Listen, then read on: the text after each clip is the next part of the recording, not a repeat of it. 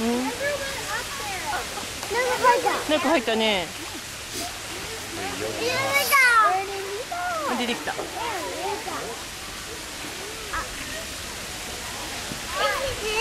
4 day。見て、look。見て。チャイルタッチしなさいよ。向こう見た方がいいよ、みーちゃん。これお尻かわいいね。お尻。白熊さんのお尻。ほら見てね、向こう見てね、これ見ても同じだから。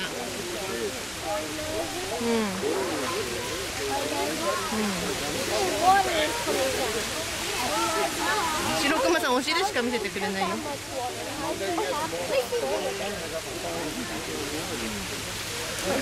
何やってんの？あ、出てきた。何やってんのか。楽しそうだね。落ちた。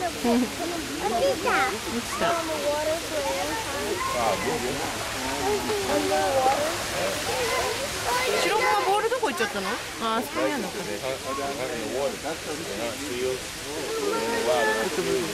あ、チップモンク。あ、行っちゃった。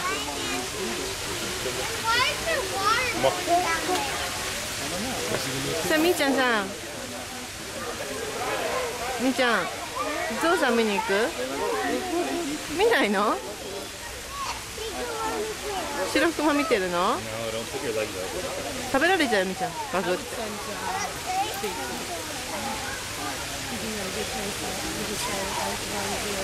白熊楽しいね、確かにね、これはね。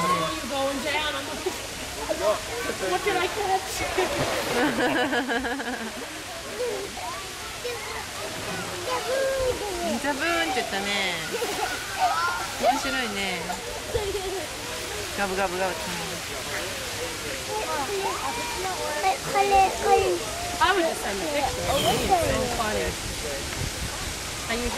ミカ、白熊かわいい？かわいい？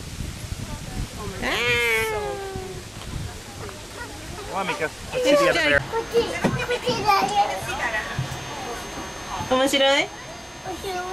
面白いね。電車みたいだね。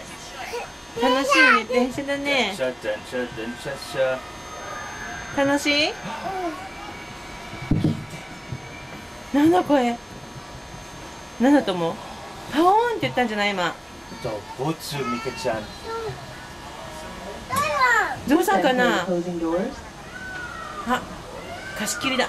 Good morning, wildlife explorers, and welcome aboard the Wild Asia Monorail. My name is Christy, and I'll be your tour guide today. Before we get started, I do have to request just a few things. The first is that everyone does remain seated with your hands, heads, feet, and children inside the car at all times. And it's also a request that you guys do refrain from eating, drinking, and/or smoking. If you guys are ready, we'll get started. You guys ready? All right, I've got 2 people that are ready. Today we'll be taking a wildlife tour of Asia, visiting India, Cambodia, China, and Nepal, all without ever leaving the Bronx. We start our adventure by passing over the Bronx River. It's a beautiful day, so we're with a great view. The water's quite clear. The Bronx River is approximately 23 miles long. It is the only freshwater river running through New York City. As such, it does provide a vital habitat for some of our native wildlife, including fish, turtles, ducks, migrating birds, and the occasional beaver that does swing by for a visit. As we round this first corner, in this first meadow, you'll see a number of deer species. The first ones you're going to see are the spotted deer. They are the axis deer. And the next ones you'll see are these beautiful coppery colored deer. They are the Barasinga. The spotted deer, the axis deer, come from India and Sri Lanka. Axis deer have been on exhibit here at the Bronx Zoo since we opened our doors back in 1899. An interesting fact about them is that although most deer are born with spots, those spots fade as they mature. But the axis deer do keep their spots throughout their entire lives. This guy's like Becky with in the Hindi, Barasinga 12 times, and the males have from 12 to 14 points. If you guys look to the right, sort of up on this hill, you'll get to see a male Barasinga with his phenomenal looking antlers. And over here to the far right, fairly close to the train, you'll spot some black buck antelope. They are the smaller deer, or antelope, sorry. They're only about 2.5 to 3 feet high. You can tell that male is closest to us with that beautiful chocolate coat and those gorgeous spiral horns.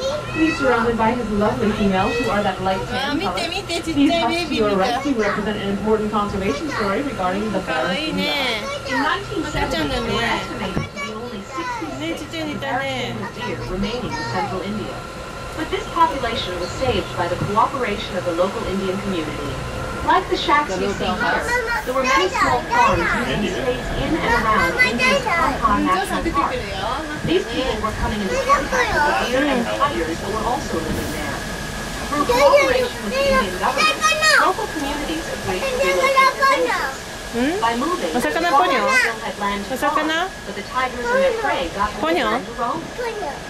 I'm sure that all of you know what it means for an animal to be extinct. It means they no longer exist, much like the dinosaur or the woolly mammoth.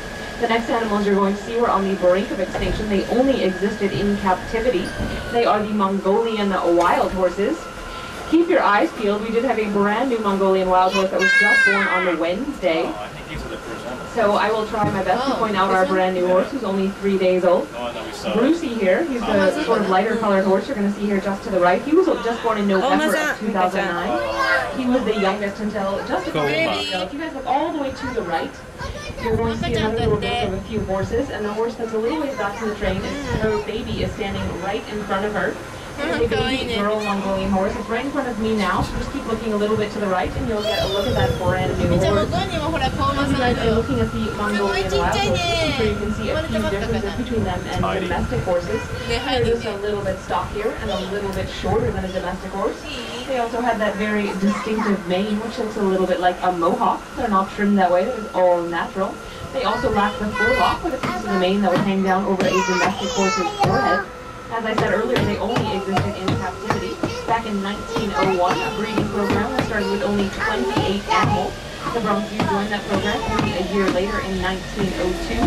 And not only have we maintained our herd ever since, but that breeding program was so successful that a number of the Mongolian horses were reintroduced into their native habitat of Mongolia and China. The Mongolian wild horse is the only true wild horse in existence today, and I'll let you guys hear a little bit more about their fascinating history. The first accounts of Mongolian wild horses come from rock engravings, paintings, and even cave drawings that date back more than 20,000 years. And the traffic noise makes them feel just a little bit more at home. Peekaboo. I do have to give you guys a quick reminder. Inside the car. As we cruise around this corner and past the lovely wooden fence you were all just looking at, we will be on the lookout for a tiger. Tiger! The tiger that we're looking for today is a Mongolian tiger. Well, that answers the question. I had Siberian friends over at Tiger Mountain.